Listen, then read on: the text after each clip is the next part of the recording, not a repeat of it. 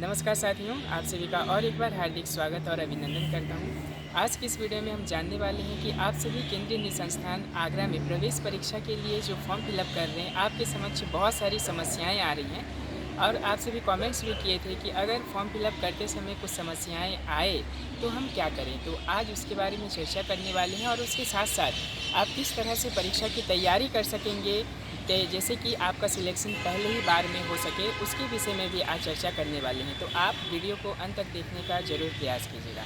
सबसे पहले बात करते हैं कि अगर आप फॉर्म फिलअप कर रहे हैं तो उसके समक्ष बहुत सारी समस्याएं आ रही हैं। तो वहाँ पे एक नंबर दिया गया होगा और उस नंबर पे आपको कॉल करना है अगर कोई भी प्रकार की आपके समक्ष समस्याएं आ रही हैं। अगर अगर वो नंबर नहीं लग रहा है तो आपके लिए और एक सुविधाएं हैं कि अगर जो भी समस्याएं आई हैं फॉर्म फिलअप करते समय आपके लिए, तो आपको एक एप्लीकेशन लिखना है। एप्लीकेशन लिखेंगे सेवा में केंद्रीय हिंदी संस्थान आगरा परीक्षा विभाग करके आपको लिखना है और जैसे एप्लीकेशन लिखते हैं उसे लिखेंगे। और बात करते हैं कि माइग्रेशन सर्टिफिकेट की, आप सभी ने कमेंट्स भी किया। तो दोस्तों, माइग्रेशन सर्टिफिकेट नहीं लगता है आपके लिए। वहाँ पे जो जो सर्टिफिकेट कहा गया है बस आपको उतना ही सर्टिफिकेट देना है, उससे ज़्यादा सर्टिफिकेट नहीं देना है। और फॉर्म फिलअप करते समय आप विषय का बहुत ही ध्यान ज़रूर दें, क्योंकि आपके बीए में या फिर एमए में जो जो आपने सेमेस्टर में जितने भी विषय पढ़े थे, सारे विषय आपको उस विषय के बॉक्स में वहाँ पे लिखना पड़ेगा।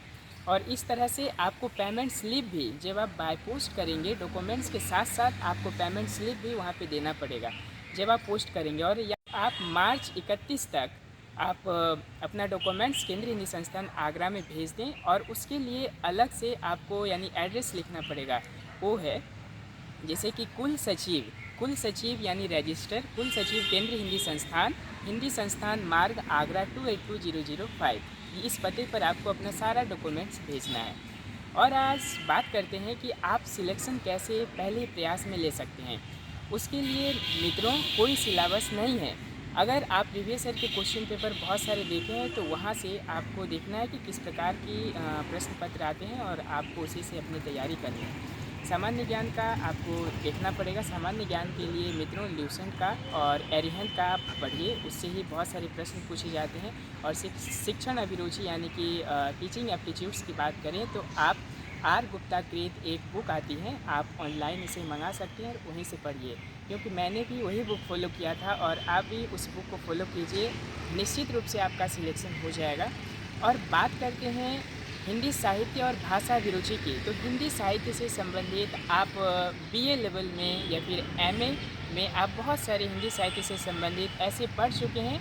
बहुत ही सरल प्रश्न पूछे जाते हैं और आप उसका आंसर भी दे पाएंगे। ज़्यादा कठिन प्रश्न नहीं पूछे जाते हैं। सामान्य ज्ञान 25 मार्क का, शिक्षण अभिरुचि 25 मार्क का और हिंदी साहित्य और भाषा से 25 मार्क का।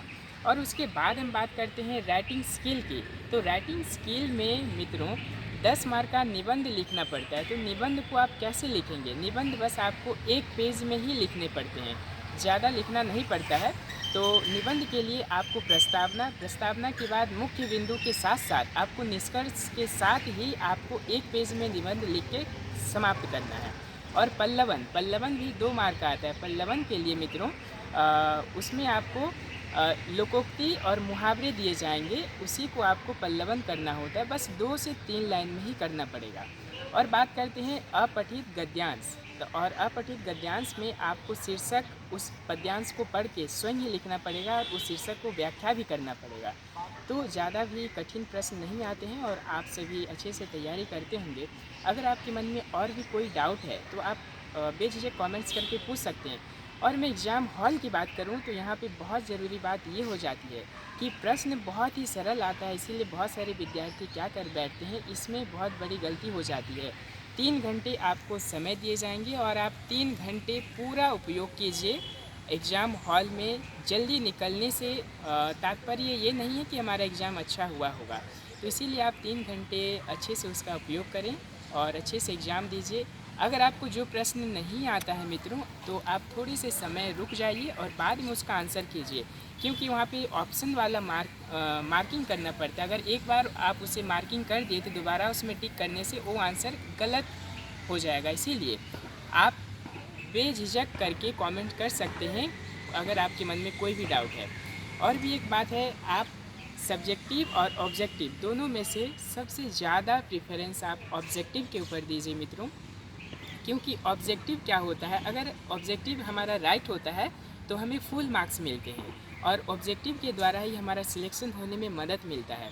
क्योंकि यहाँ के ये बातें बतानी नहीं चाहिए, क्योंकि प्रोफेसर्स ने कहा कि अगर आपका एमसीक्यू अगर ज़्यादा राइट होता है तो आपका सिलेक्शन पक्का निश्चित हो जाता है। क्योंकि सब्जेक्टिव हम जितना भी अच्छा लिखते हैं, राइटिंग स्किल जितनी भी अच्छी होती है, हमें फुल मार्क्स नहीं मिलता है। इसीलिए आप लोग ज़्यादा से ज़्यादा फोकस कीजिए इस पर, यानी एमसीक्यू के ऊपर, और आपका सिलेक्शन निश्चित रूप से होगा। बहुत बहुत शुभकामनाएं परीक्षा के लिए। अब और कुछ जानकारी के लिए अगली वीडियो में मिलते हैं। तब तक के लिए आप स्वस्थ रहें, व्यस्त रहें और हमेशा मुस्कुराते रहिए और अपनी तैयारी को तेज़ गति प्रदान करते रहिए। नमस्कार।